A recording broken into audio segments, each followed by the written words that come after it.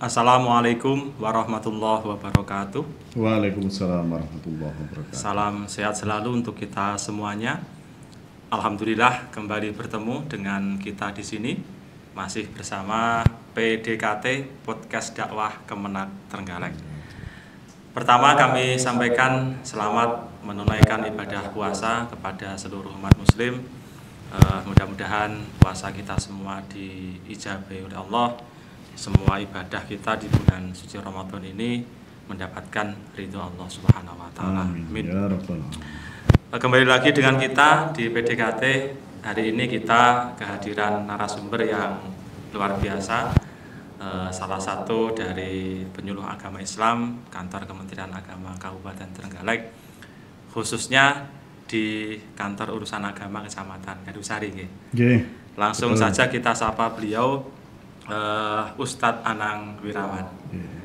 Assalamualaikum Ustadz. Waalaikumsalam. Gimana kabarnya? Alhamdulillah sehat. Meskipun puasa ini tetap kelihatan seger. Betul. Pastinya seger. Insya Allah penyampai juga siap. Jadi harus selalu segar bugar. Meskipun lapar, haus, tapi kita harus semangat. Ini yang menjadi nilai plus bagi kita semua nanti di bulan Ramadan. Kita hari ini diskusi santai gitu Ustaz. Jadi kita berbincang-bincang santai. Nanti kita juga mengundang audien atau pemirsa di kanal YouTube-nya Kemenang Trenggalek supaya ikut berpartisipasi lah gitu. Bisa aktif nanti di kolom komentar untuk menyampaikan mungkin ya pertanyaan atau tanggapan atau juga masukan-masukan kita semua. Betul. Ustadz, jadi alhamdulillah kita sekarang sudah masuk bulan Ramadan gitu. Ini alhamdulillah. Kan ibarat waktu kan begitu cepat. Kemarin itu kita sudah puasa tahun kemarin, ternyata tidak terasa kita masuk bulan Ramadan lagi. Sudah puasa lagi. Ini dan hampir habis. Hampir habis gitu ya, hampir habis. Ini kan sesuatu yang luar biasa. Jadi Ustadz Anang ini memandangnya seperti apa ini? Alhamdulillah. Gini Mas Habib ya. Ini memang ya merupakan tanda di antara tanda-tanda kiamat. Tapi tanda-tanda kiamat itu tidak selalu buruk semuanya.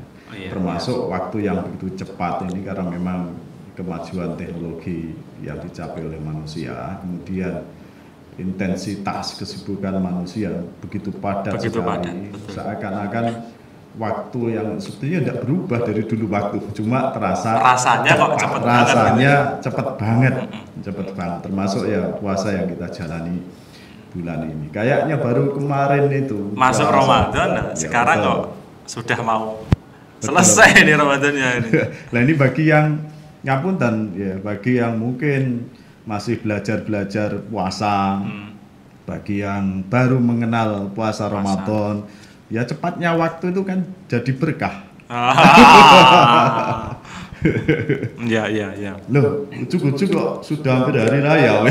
Kok wis meh bodoh. Betul. Dan itu kan istilahnya kita memang harus pandai-pandai memanfaatkan waktu gitu. Betul. Karena ya kita sadari atau enggak, kalau ada orang yang berbicara kok cepat teman gitu memang iya, rasanya memang iya gitu. Memang iya. Kita belum berbuat apa-apa kok sudah mau habis Ramadan ya, ini gimana gitu. Iya. Yang pertama kita merasakan waktu itu begitu cepat ya. Dan memang 1 bulan itu adalah waktu yang singkat. Betul. Singkat sekali kalau dibandingkan dengan umur kita. Iya. Makanya dalam waktu yang sesingkat-singkatnya ini kita berbuat yang sebanyak-banyaknya. Perbuatan baik tentunya. Jadi apalagi ini momentumnya Ramadan gitu. Betul. Ramadan itu kan ya kita tahu bulan yang penuh dengan kemuliaan. Nah ini kan kalau tidak kita manfaatkan dengan baik kan ya rugi nanti kita. Gitu. Yang jadi pertanyaan bagi kita semua Ustaz, jadi tidak hanya untuk Ramadan saja sebetulnya, supaya kita itu lebih bijak dalam menggunakan waktu ini, karena kita kan dikaruniai waktu yang luar biasa sebetulnya. Betul. Sayangnya kita yang tidak mampu memanfaatkan dengan baik gitu. Nah ini mungkin ada cara atau tips-tips dari Ustadz Anang untuk kita supaya bisa lebih baik dalam menggunakan waktu. Baik, Mas Habib ya dan seluruh pemirsa dimanapun kita berada. Sungguh ini merupakan kesyukuran sekali, kesyukuran yang besar kita kepada Allah Subhanahu wa taala. Kita diberikan Ramadan yang sebagai madrasah mutamayizah, kan ulama mengatakan begitu, yaitu sekolah yang istimewa. Karena istimewa di dalamnya penuh berkah, rahmat, ampunan, penuh dengan amalan-amalan yang salah satunya amalan kita itu nanti akan dilipat gandakan melebihi 1000 bulan yang kita kenal dengan Lailatul Qadar. Nah ini waktu yang diberikan Allah Subhanahu wa taala 1 bulan di antara 12 bulan jatah waktu kita yang diberikan oleh Allah dalam 1 tahun itu. Ini merupakan waktu yang singkat, 1/12. Nah, waktu yang singkat ini kita manfaatkan dengan sebaik-baiknya. Jangan sampai, kalau istilahnya itu ada sedetik pun waktu yang sia-sia. Itu idealnya. Tetapi kan memang kadang manusia itu semangatnya dalam beramal, moodnya dalam beribadah itu kan ya naik turun. Kalaupun nanti itu turun, kalau naik ya alhamdulillah. Kalaupun itu turun nanti, kalau bisa turunnya itu jangan drastis jangan terlalu meluncur lah turunnya itu. Ya. Dan di antara kiat-kiat yang bisa kita teladani dari Rasulullah SAW, karena memang yang patut kita contoh, patut kita teladani ya Rasulullah dalam menggunakan waktu yang singkat ini, terutama waktu-waktu di akhir-akhir bulan Ramadan. 10 malam terakhir bulan Ramadan itu yang malam-malam ganjilnya itu banyak disebutkan oleh Rasulullah, Lailatul Qadar turun di situ. Ada riwayat dari ibunda kita Ummul Mukminin Aisyah radhiyallahu anha, hadis yang diriwayatkan oleh Bukhari Muslim, disebutkan bahwasanya Bunda Aisyah menceritakan bagaimana Rasulullah SAW memanfaatkan Ramadan ini dengan semaksimal mungkin.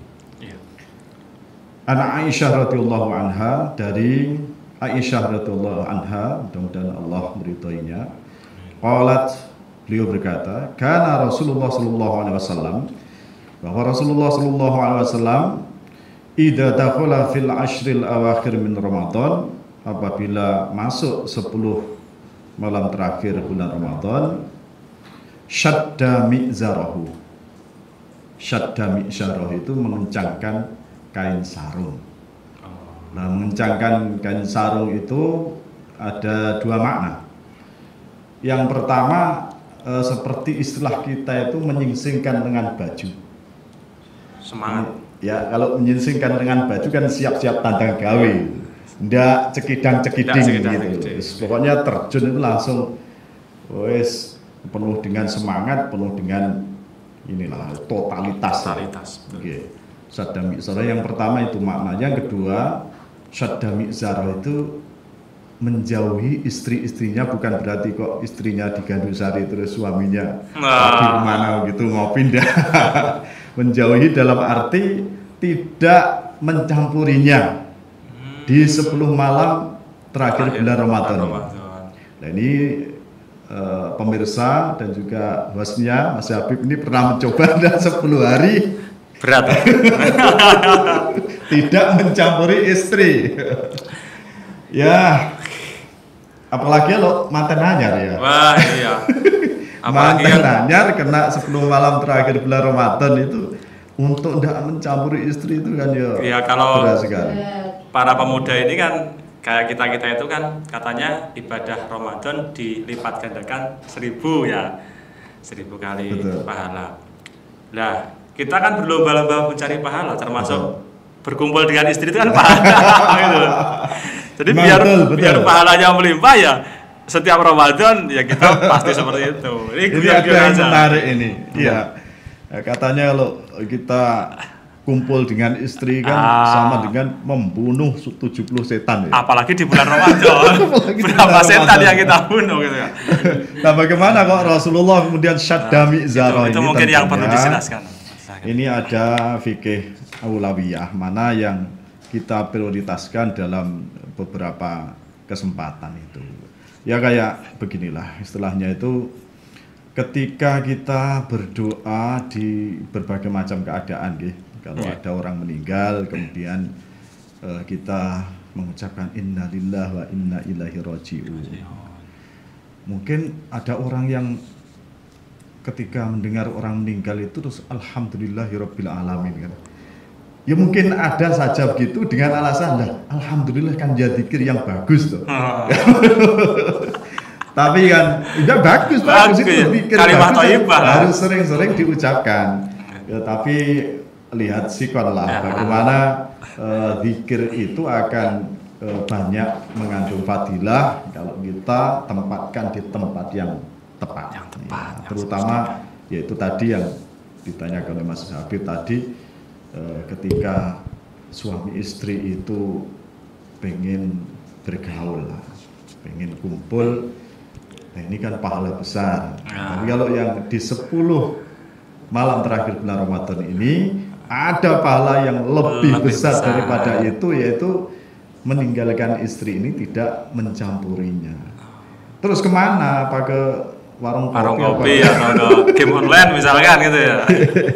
Yang jelas Rasulullah dalam keterangan Ibunda Aisyah tadi, terusannya hadis itu ahya lailah. Beliau menghidupkan malamnya. Maksudnya di sini ada sebagian ulama itu yang memahami ahya lailahu itu Rasulullah menghidupkan seluruh malamnya. Dengan apa? Dengan qiyamul lail. Ya. Makanya kita banyak menemukan riwayat-riwayat yang mengatakan ada sahabat itu yang ikut sholat lainnya Rasulullah. Iya.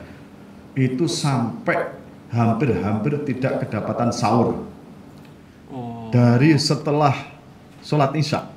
Setelah terawih lah mungkin gitu sholat ya. isya, ya ikut terawihnya itu maksudnya. Ikut terawihnya itu sampai hampir tidak mendapatkan sahur itu. Wah, dia terburu-buru pulang ke rumah itu karena takut tidak mendapatkan sahur waktu sahur itu. Nah, ini menunjukkan Rasulullah itu sepertinya betul-betul menghidupkan seluruh malamnya. Tapi ada juga pendapat ulama yang tidak seluruhnya Rasulullah itu istilahnya itu begadang semalam suntuk untuk sholat, itu ada sebagian waktu dipergunakan untuk istirahat. Ya kalau kita itu meniru Rasulullah dengan sholat sampai fajar itu kayaknya ampun berat. Ampun. Ya mungkin sebagian besar malam itu kita gunakan untuk sholat. Ya, kalau tidak kuat sholat ya bisa digunakan untuk baca Quran atau dengan iktikaf yang jelas. Di masyarakat itu kan yang istilahnya familiar gitu, itu kan kalau ba'da tarawih gitu tadarus gitu, nanti mungkin sebelum sahur ada qiyamul lail atau gimana gitu. Yeah. Jadi ya kembali lagi ke kita semua sebetulnya. Memang Rasulullah sudah memberikan teladan, tinggal kita yang bagaimana niat dan kesungguhan kita. Terutama kita Mas Habib ya, yang kita bekerja siang hari kan kantor tidak tutup toh. Ketika 10 malam terakhir bulan Ramadan itu kira-kira biasanya kan H-3 itu baru libur ya. Nah, yang seperti ini bagaimana ya, ittaqullah mastata'tum. Kita bertakwa kepada Allah, menjalankan ketaatan pada Allah itu ya semampu kita. Kalau siangnya itu bekerja Dan bekerja itu wajib. Sudah kontrak, sudah perjanjian untuk mencari nafkah untuk keluarga. Betul. Gitu kan, guys. Selain kewajiban kita kepada keluarga, kita kan terikat perjanjian dengan instansi, dengan negara dalam hal ini. Otomatis kalau nanti malamnya itu terlalu asik beribadah meskipun kuat sampai pagi, terus siangnya itu kita tepar, ya kewajiban kita ya tidak terpenuhi tadi. Ya berarti ada hak-hak yang tidak terpenuhi. Betul sekali. Ada kewajiban yang tidak kita jalankan. Nah, itu proporsional saja. Ya, kita tahu kemampuan kita itu sampai di mana. Gitu. Apalagi kan ada istilahnya agama itu kan mudah sebetulnya kan. Betul. Agama itu kan mudah, maka ya kita menjalankan agama orang kok sakarap itu ya, tapi ya dengan cara yang mudah. Dan kita tahu dalam riwayat itu memang Rasulullah dan para sahabat itu kan, sahabat itu banyak kan pedagang, banyak yang pedagang saudagar. Mereka itu kan ketika menghadapi Ramadan itu dipol-pol nilai berdagang itu sebelum Ramadan. Sebelum Ramadan. Cari duit banyak begitu. Ketika Ramadan mereka tidak sibuk untuk cari duit gitu. Tidak sibuk cari duit, sibuk untuk beribadah. Nah ini kalau memang itu bisa diusahakan seperti itu. Tapi biasanya kan di masyarakat kita kan kebalikannya. Ya. Sebelum Ramadan itu sepi, setelah Ramadan. Ketika Ramadan itu kan, namanya takjil, pakaiannya semuanya lah. Bahkan dikatakan penetrasi pasar itu kan ada di bulan Ramadan itu. Mungkin itu berkahnya Ramadan juga. Iya berkahnya.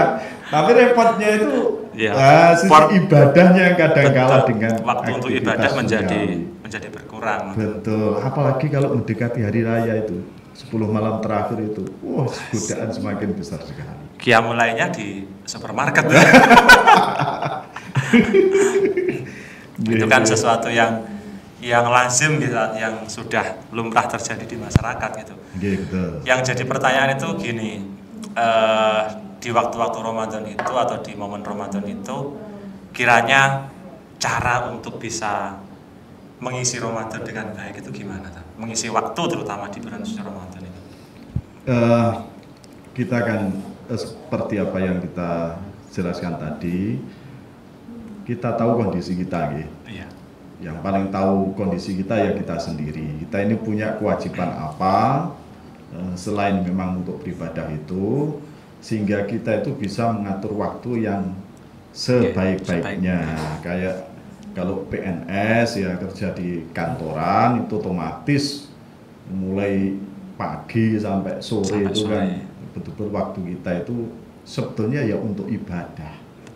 Untuk ibadah dan nilainya juga besar, pahalanya luar biasa juga. Kalau kita niati ibadah tidur saja bernilai pahala, bekerja untuk negara otomatis ya.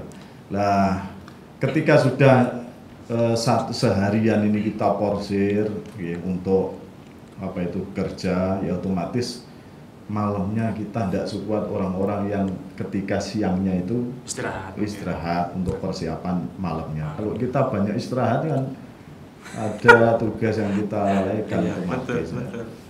Kecuali kalau waktu-waktu istirahat betul-betul kita bisa maksimalkan. Nah ini maka ketika kita mungkin belum maksimal dalam qiyamul lailnya, di bulan Ramadan kan banyak pilihan ibadah.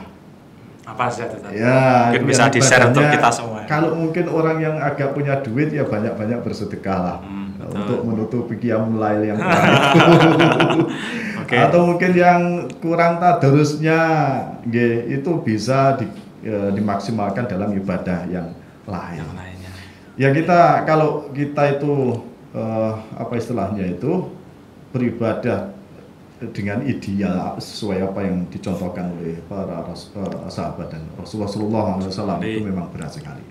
10 hari, 10 hari terakhir, 10 malam Rasulullah tidak menengok istri-istrinya kecuali dalam hajat duniawi, maksudnya ketika buang hajat itu baru pulang ke rumah, ketika mungkin sahur atau buka, tapi beliau betul-betul mengurangi interaksi dengan istri-istrinya itu bisa. Tapi kalau kita kayaknya memang Ya. semampu kita Oke, lah. semampu Iya, kita. Ya begitulah. Oke. Para pemirsa yang dirahmati Allah, beberapa hal itu sudah disampaikan tadi. Monggo kalau ada yang mau bertanya atau menyampaikan wawasan ilmu yang lainnya juga sangat diperbolehkan supaya wawasan kita semua bisa bertambah dan semakin luas. Sebelumnya Mas Habib, tadi ada satu yang masih tertinggal dari apa yang diceritakan oleh Bunda Aisyah, yaitu Rasulullah itu aiqadha ahlah, yang terakhir itu. Beliau membangunkan keluarganya. Beliau sebagai kepala keluarga bertanggung jawab atas anggota keluarga. Istilahnya itu tidak pengen masuk surga sendirilah. Nah, kita itu yang punya paling penting juga. tanggung jawab terhadap anggota keluarga kita, terhadap yang kita pimpin itu, dan kesempatan emas itu tidak menjamin nanti bulan depan akan ketemu lagi, mendapatkan lagi. Makanya beliau itu istilahnya itu semangat sekali untuk mengajak anggota keluarganya beribadah. Nah, makanya terutama bapak-bapak ini, Mas Habib, saya ya bapak-bapak ini, kita ajak anak kita meskipun mungkin anak kecil yang belum balik. Nah, saya biasa mengajak anak itu untuk itikaf di masjid itu tidur di masjid. Apa di Sampai masjid tidur itu? Di masjid. Betul. 10 malam terakhir itu hampir 10 malam itu anak saya, ya kalau dia tidak rewel ya, saya ajak tidur ke masjid, ya saya bawakan bantal begitu. Apa di masjid itu terus ngaji terus ya enggak, ya enggak, namanya anak kecil ya. Ya datang, kemudian kalau kita suruh ngaji sekuatnya, ya, suruh sholat ya sekuatnya. Kalau habis itu dia mau jalan-jalan main, yang penting jangan mengganggu orang beribadah. Kemudian tidur ya tidur. Nanti kira-kira menjelang waktu sahur kita bangunkan. Ya, kalau sempat dia sholat, kemudian pulang untuk itu makan sahur. Caranya gimana, Tan? Supaya ya kadang anak kecil itu kan senangnya main gitu, apalagi kalau malam habis tarawih itu kan ketemu teman, sudah mau diajak ini apa ya, tidak mau diajak hal-hal yang rada berat, ngoten senengannya bermain. Nah, itu supaya anak-anak kita itu mau kita ajak untuk ya ibadah ya, setidaknya gitu gimana? Kebetulan anak saya itu memang dari kecil ya, istilahnya itu dari dia bisa ngomong itu memang ketika subuh itu, terutama kita subuh itu memang saya gendong ke masjid dalam keadaan dia itu kadang masih tidur ya di masjid, kadang ya ikut sholat, kadang ya tidur, saya biarkan saja ya. Tapi kebiasaan itu akhirnya istilah meresap ya, dalam jiwa anak itu senang ke masjid. Lama-lama senang, dan ya kebetulan juga di masjid itu memang kita umumkan kepada jamaah untuk membawa keluarganya, termasuk tidak apa-apa anak-anak kecil punya anak kecil. Ini mungkin bisa dicontoh ya. Senang. Awalnya main ya silakan saja. Yang kebetulan di dekat masjid ada pelurutan, ada apa itu, ya di awal-awalnya main, kemudian nanti kita minta untuk membaca Quran semampunya begitu. Habis itu anak kan kesal, terus capek terus tidur. Ya enggak apa-apa, tidurnya di masjid. Istilahnya yang poin-poin utamanya didekatkan ke masjid supaya dapat berkahnya lah gitu. Yang jelas bagaimana anak itu punya perasaan saya itu tempat main nyaman itu di masjid. Dan memang jamaah saya berikan pengertian, anak-anak di masjid itu memang mikirnya itu untuk main. Kalau anak kan bukan untuk beribadah istilahnya itu.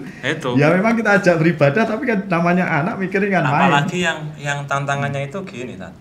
Ketika ada anak kecil kok di masjid kok rame, kadang begitu. Orang-orang sepuh yang kurang bijaksana kan. Ngalio jone gini kan gitu. Itu yang juga kadang anak itu menjadi wah ning masjid diketain. Betul. Itu pernah terjadi begitu. Tapi kita beri pengertian bahwasanya dulu di Masjid Nabawi Hasan Husain itu biasa lari-lari sampai terjatuh, Rasulullah kadang sampai menghentikan khutbahnya, sampai gendong cucunya itu. Rasulullah juga pernah sholat kemudian dinaiki untuk kuda-kudaan oleh cucunya itu kan. Lah otomatis kan ini anak kecil di masjid kan bermain. Enggak sholat. Ya belum mau dan belum mampu kalau dan diajak Rasulullah seperti tidak orang melarang. Maksudnya tidak menghardik cucunya, bahkan membiarkan sujudnya itu lama. Sujudnya lama dikira sahabat itu ada wahyu atau apa yang terhadap Rasulullah itu terjadi apa, ya ternyata memang ada salah satu sahabat itu yang dongak gitu, penasaran melihat apa yang terjadi. Ternyata cucunya Rasulullah itu main kuda-kudaan itu, dan Rasulullah membiarkan sampai puas karena kalau dihentikan Rasulullah kemudian maksa berhenti, nanti anaknya ini akan marah, istilahnya itu nesu begot nanti. Istilahnya niat utamanya ngajak anak supaya cinta ke masjid. Iya betul. Nah sampai masjid pun juga harus dinyamankan.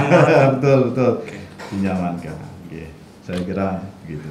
Alhamdulillah. Jadi banyak sekali yang kita dapatkan hari ini bersama Ustadz Anang ini, terutama berkaitan dengan waktu gitu ya, mengisi waktu dengan ibadah terbaik, terutama dalam ibadah bulan suci Ramadan. Ini kalau boleh sebetulnya kita bisa berpanjang waktu, bisa berpanjang bahas ini. Tapi karena ini sudah mau persiapan buka puasa juga, sambung di kesempatan ini. Kita sambung di pertemuan berikutnya. Mungkin saya bisa menambahkan sedikit, monggo. Mas Habib, sebagai closing statement dan konklusi lah apa yang telah kita sampaikan tadi, bahwasanya biasanya orang yang berpuasa itu semakin mendekati hari raya. Dan habis bulan Ramadan itu semangatnya itu meningkat, tapi bukan untuk membersamai Ramadan. Semangatnya meningkat untuk menghadapi hari raya biasa. Dan ini kita harus setia kepada Ramadan yang memang dijadikan berkah untuk kita semuanya dari Allah SWT ini. Kita manfaatkan sebaik-baiknya, kita setia sampai ujung waktu, sampai akhir waktu bersama Ramadan. Kalau belum habis, betul-betul belum habis Ramadan, janganlah hati kita itu berpindah ke lain hati. Bahkan mungkin setelah Ramadan pun hati itu masih terpaut dengan Ramadan, dengan doa kita, Allahumma taqabbal minna sholatana dan seterusnya, sholatan wasiyamana dan sebagainya. Ya, doa-doa untuk supaya ibadah kita itu bisa diterima. Gitu saya kira. Terima kasih Ustadz Anang Wirawan. Alhamdulillah banyak ilmu yang bisa kita dapatkan pada kesempatan kali ini. Insya Allah nanti kita sambung di pertemuan berikutnya. Insya Allah. Karena banyak hal yang perlu kita gali sebetulnya. Nanti para pemirsa pun juga terlihat antusias untuk menggali ilmu bersama kita semua di sini. Para pemirsa yang berbahagia, kami kira itu untuk momen atau pertemuan pada kesempatan kali ini. Jangan lupa tetap mengikuti kita di sini dalam PDKT Podcast Dakwah Kemenang Trenggalek. Mudah-mudahan apa yang kita sampaikan hari ini semuanya membawa berkah. Amin. Dan yang paling penting, semoga ibadah Ramadan kita dijamin Allah Subhanahu wa taala. Amin. Terima kasih, kami akhiri. Wallahul muwaffiq ila aqwamit thoriq. Assalamualaikum warahmatullahi wabarakatuh. Waalaikumsalam warahmatullahi wabarakatuh.